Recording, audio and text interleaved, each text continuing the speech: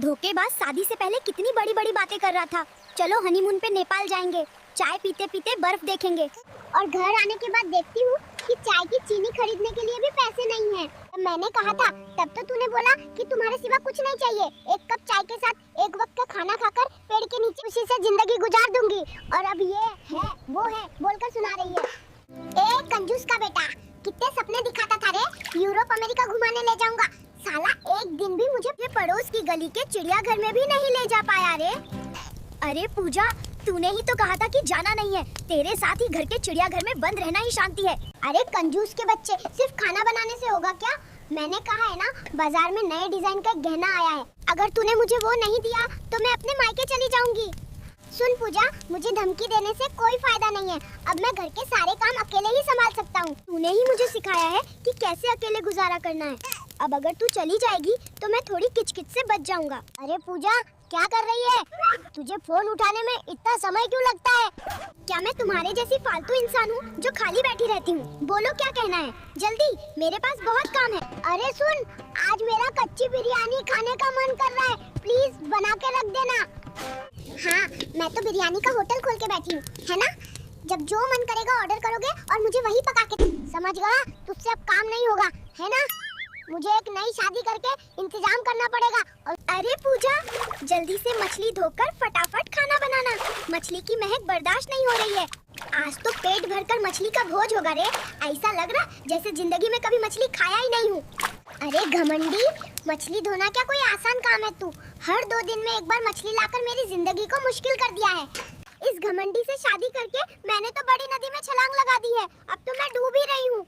जाओ और देखो कि मेरे माता पिता कितने सुख में हैं और एक मैं हूँ जो नर्क की जिंदगी जी रही हूँ। और तुझसे शादी करके मैंने तो आग में छलांग लगा दी है और तेरे माता पिता तो सुख में रहेंगे ही, क्योंकि अशांति की माला उन लोगों ने मेरे ही गले में लटका दी है। मैं कौन सा तेरे साथ स्वर्ग का जिंदगी जी रहा हूँ। मैं दिन भर नौकरानी की तरह काम करती हूँ। हर 2 दिन में उसकी प्यारी बहन घूमने आ जाती है और मुझे अच्छा अच्छा पकाकर खिलाने को कहती है। बस यही करती रहूंगी तो आराम कब करूंगी? ए पूजा, मेरी बहन के आते ही तू ऐसा क्यों करने लगती है? तेरी बहन तो पूरे 2 महीने यहाँ थी, तब तो मैंने मुंह खोलकर एक बात भी नहीं कही। आ जाओ दोस्तों, आज सारी रात पार्टी होगी, एकदम झमाझम रात होगा, बिल्कुल नो टेंशन वाला। हे भगवान, उस डायन ने फिर से क्यों फोन कर दिया? अरे आज पार्टी नहीं है, डायन के फोन ने सब खत्म कर दिया और मेरा मूड भी खराब कर दिया। ए कंजूस, तेरी ऑफिस की छुट्टी कब हुई? अभी तक घर आने का नाम नहीं है क्या? आज भी अपने बेकार दोस्तों के साथ पार्टी कर रहा है। आज तेरी पार्टी खत्म।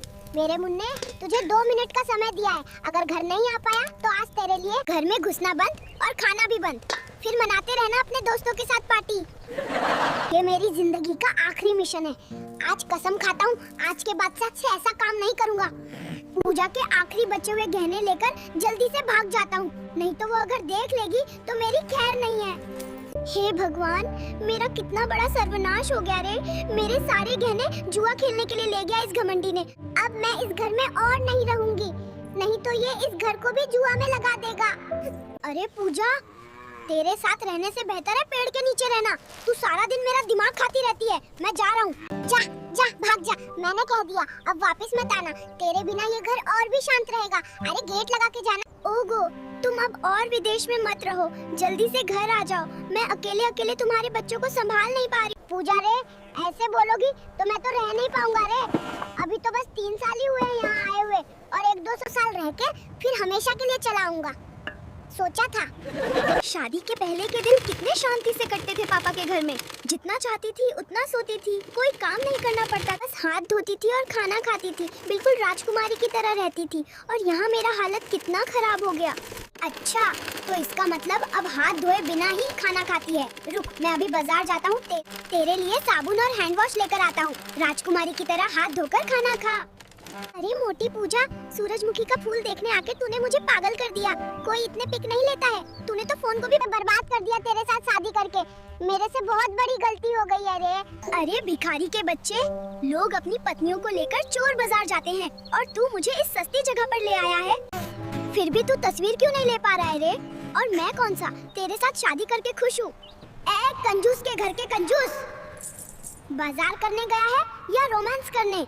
3 घंटे हो गए, तेरा तो आने का नाम नहीं है। मैं खाना कब बनाऊंगी रे? तुझे आज खाना भी नहीं मिलेगा।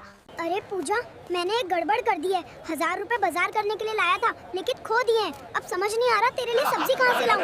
ए पूजा, सुन रही है? गांव से मेरे दादा दादी फिर से आ रहे हैं। उनके लिए थोड़ा अच्छा सा स्वादिष्ट खाना बना के रखना, ठीक है? मेरे चैन के दिन नहीं है। 2 दिन पहले ही तो आए थे, फिर से आ रहे हैं क्या? ये इस बार कोई सरकारी आश्रम है क्या?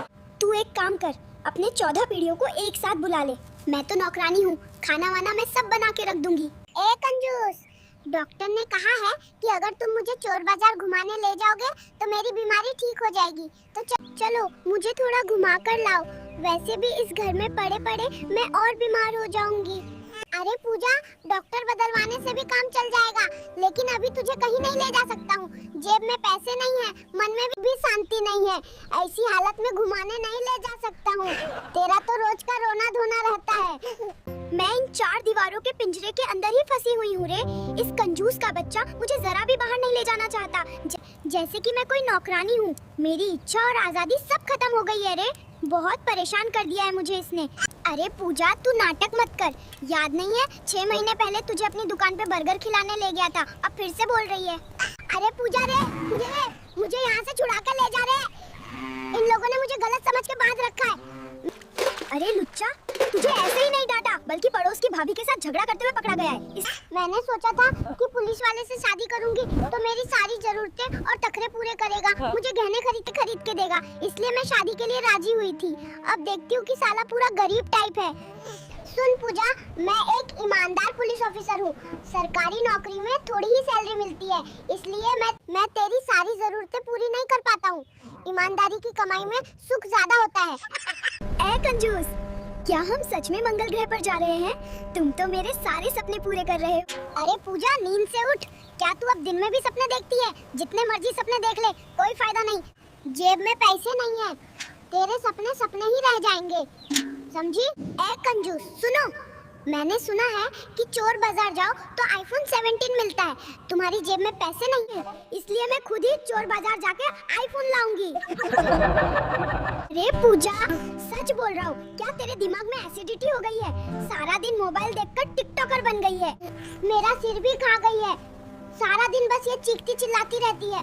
अरे बेवकूफ, सारे अच्छी जगह छोड़कर तुम मुझे इस बदबूदार नदी में घुमाने लाए हो। मेरा मन करता है कि तुम्हें यहीं इसी जगह पे धक्का दे दूं।